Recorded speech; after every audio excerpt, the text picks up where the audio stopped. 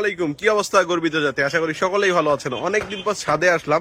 প্রচন্ড রোদ, শীতকাল প্রায় চলে গেছে, তার মধ্যে কিন্তু প্রচন্ড পরিমাণে রোদ, মানে সূর্যের তাপ এখনই বোঝা যাচ্ছে। এবার যে গ্রীষ্মকালে কি অবস্থা হবে সেটা একমাত্র আল্লাহ তাআলাই জানে।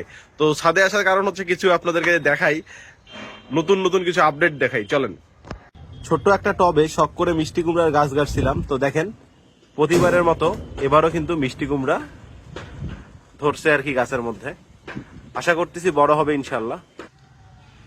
বোম্বাই মরিচের গাছ কিছুদিন আগে ফুল দেখাইছিলাম আপনাদেরকে, দেখেন বোম্বাই মরিচ কিন্তু ধরছে, ঠিক আছে। এই যে মরিচের ছোট্ট একটা গাছ, প্রচুর পরিমাণে মরিচ ধরছে বোম্বাই মরিচ। আর পাশেই বেগুনি কালারের যে মরিচের গাছটা দেখাইছিলাম সেটাতেও দেখেন অনেক মরিচ আসছে কিন্তু গাছের মধ্যে। এই যে অনেক মরিচ আসছে, ফুলও আছে, প্রচুর পরিমাণে ফুল আছে গাছে, দেখতেই পাচ্ছেন। আর এটা হচ্ছে বোম্বাই মরিচ। আর মালবেরি গুলা কালার আসতেছে, এর আগে দেখাইছিলাম প্রচুর মালবেরি ধরছিল, তো আস্তে আস্তে পাকে যাচ্ছে, মানে লাল কালার হয়ে যাচ্ছে। এই যে দেখেন একটা হালকা পাকছে, এই যে লাল কালার হয়েছে, এই যে। তো এরকম গোটা গাছে কিন্তু মালবেরি ভর্তি আছে। তো যখন পাকবে সবগুলা, একটু প্রতিটাই লাল হয়ে যাবে, তখন আপনাদেরকে দেখাবো, তাহলে আরো বেশি ভালো লাগবে।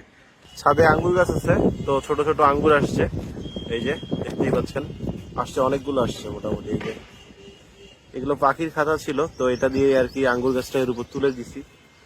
এই যে অনেকগুলো কিন্তু আঙ্গুর আসছে ছোট ছোট।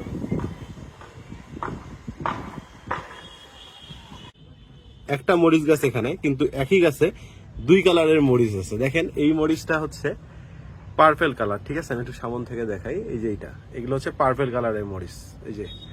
আর এইদিকে আবার মরিচ আসছে কি ব্ল্যাক কালার, এই যে। তো একই গাছে পার্পেল মরিচ, আবার একই গাছে ব্ল্যাক মরিচ। ছাদে বিভিন্ন রকমের ফুলও আসছে, এই যে। তারপরে এই যে এটা একটা ফুলটা অনেক সুন্দর লাগতেছে, একসঙ্গে অনেকগুলো ধরে। আবার এইটা এক রকমের ফুল, বিভিন্ন রকমের ফুল আছে এরকম। তো ভিডিওটা ভালো লাগলে লাইক শেয়ার কমেন্ট করবেন। আল্লাহ হাফেজ। আপনার ছাদ বাগানে কি কি আছে কমেন্ট বক্সে জানাতে পারেন।